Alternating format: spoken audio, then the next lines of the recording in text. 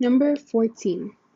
What are the coordinates of the center and length of the radius of a circle whose equation is x squared plus y squared plus 2x minus 16y plus 49? So for this problem, we need to complete the square. If you don't remember completing the square, I suggest you skip this if you come across it on the Regents. Take a best guess and move on. Okay, so the first thing I'm going to do is rearrange the equation so that my x's are grouped together, I have a space afterwards, and then my y's are grouped together. Whoops, don't need to do that. Minus 16y plus that. Let's make this a little smaller.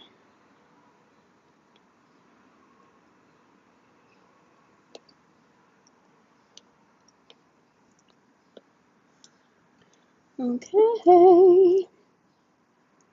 Okay, equals 49. So I moved 49 to the other side, so I subtracted 49. So that's how I got it to the other side. Okay. And I'm going to have two spaces, smaller, two spaces after negative 49.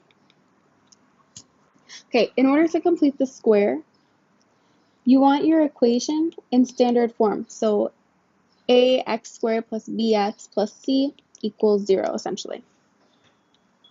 And your b is the letter that you're going to focus on, so whatever is attached to 1x. So for the x's, we have x squared plus 2x, so my b for this problem is 2. So I'm going to do 2 divided by 2 squared. 2 divided by 2 is 1, squared is still 1, so plus 1. Now for the y squared minus 16y. 16 is the b, 16 divided by 2 squared, 16 divided by 2 is 8, 8 squared is 64, so plus 64. So now I have 1, 64 on the other side. So whatever you add on one side, you have to add on the other side to keep the equations balanced. Okay. Now, the standard equation for a circle is x minus h squared plus y minus k squared equals r squared. So this is our goal. This is how we want our equation to look in order to find the radius and the center. So this is where hk is the center. Okay, so we need a factor. We have x squared plus 2x plus 1, so we're going to have x minus 1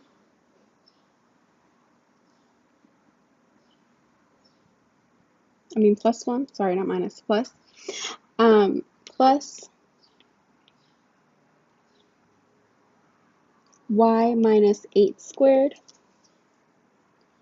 and then in the calculator, negative 49 plus 1 plus 64, and that's 16.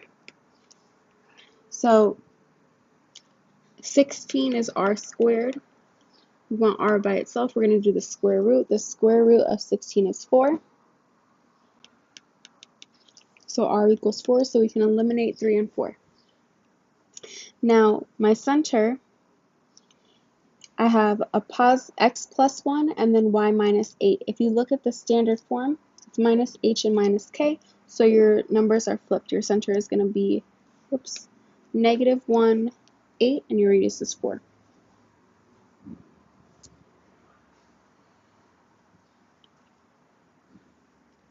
Not a lot of space here.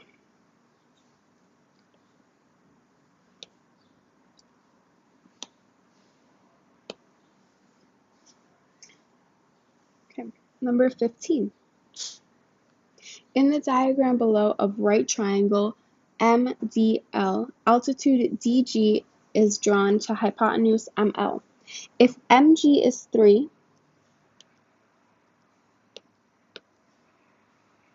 GL is 24, what is the length of DG? So this is the altitude mean theorem. So the two parts of the hypotenuse multiplied equals the altitude square. So we have 3 times 24 equals x squared. 3 times 24, if we do that in the calculator, we're going to get 72. So to get rid of that x squared, square root of 72. So x equals the square root of 72, which is an answer choice 4.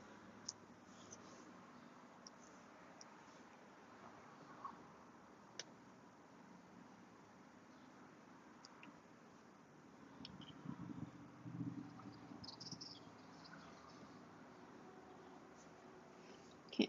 Number 16, segment AB is the perpendicular bisector of CD at point M. Which statement is always true?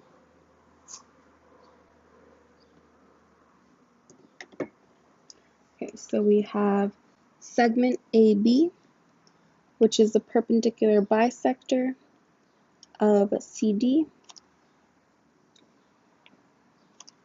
Perpendicular bisector means that on either side of AB is equal. So CB is equal to DB.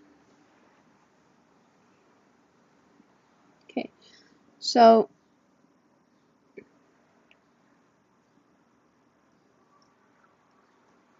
this is actually really simple.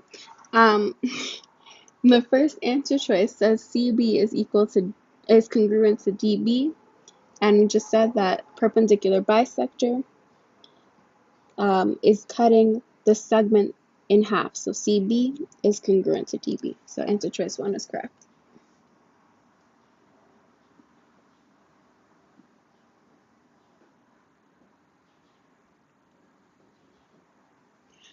But if it wasn't that simple, what you need to know is that anytime you have a line being intersected by a perpendicular bisector, that forms isosceles triangles. Therefore, your triangles are congruent.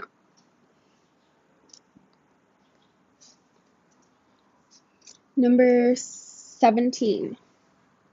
In the diagram below of circle O, AC and BC are chords, and the measure of angle ACB is 70 degrees.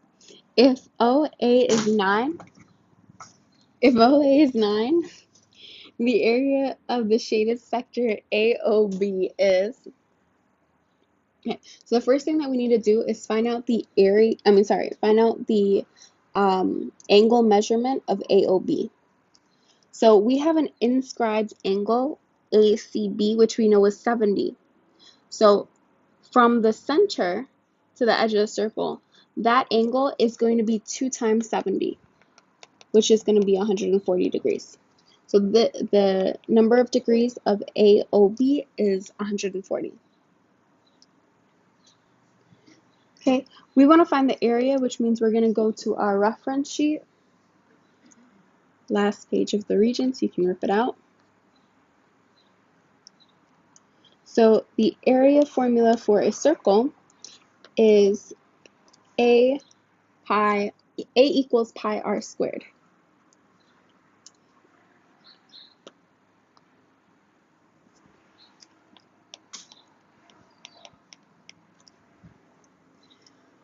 Remember, this formula is for the entire circle, the total 360 degrees. We only want this shaded sector, which is 140 degrees.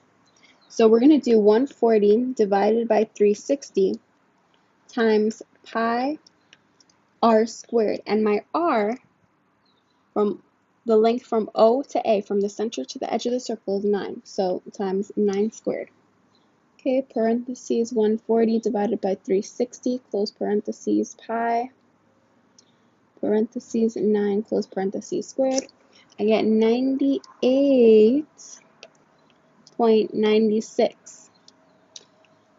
But if I look at my answer choices, all my answer choices are in pi, so I shouldn't have put this pi into the calculator.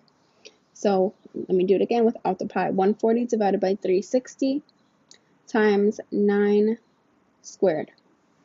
And that's 31.5 pi. So it's answer choice 4.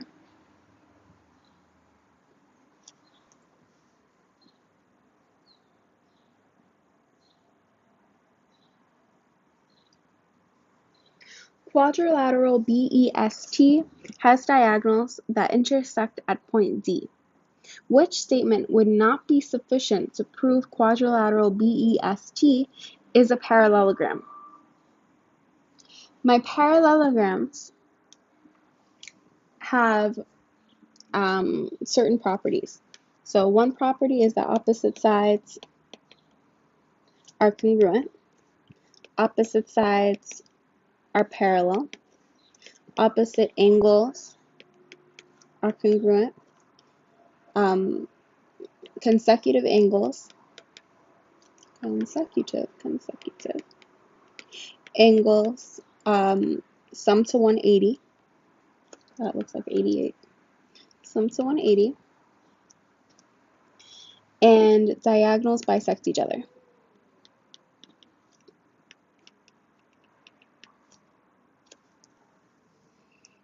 So let me draw BEST.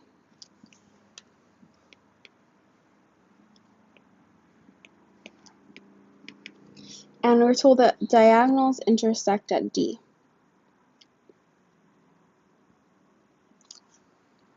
So based on my properties, I'm going to mark up some of the sides. So BE is congruent to ST, ES is congruent to BT, diagonals bisect each other, so ED, I forgot the D, ED is congruent to DT, BD is congruent to DS, and that's what we know so far. And then our opposite sides are parallel. So BE is parallel to ST and ES is parallel to BT. If we look at our answer choices, it says BD is congruent to SD. Okay, so that's correct. And ED is congruent to TD. That is also correct. Remember, we want would not be sufficient. So that we're going to eliminate answer choice 1. Now, BE is congruent to ST and ES is congruent to TB. That also works. So we can eliminate answer choice 2. Number 3, ES is congruent to TB. That works. And BE is parallel to TS. But if ES, use another color, if ES is congruent to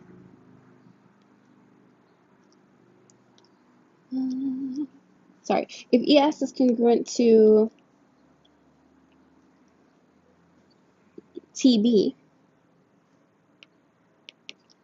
and BE is parallel to TS, we can still form a trapezoid because ES is still congruent to TB and TS is parallel to BE. So remember, opposite sides need to be parallel and congruent. If you have sides if you have an answer choice that only gives you a parallel pair of sides and then a congruent pair of sides that are not the same, that cannot prove that you have a parallelogram because it can also give you a trapezoid.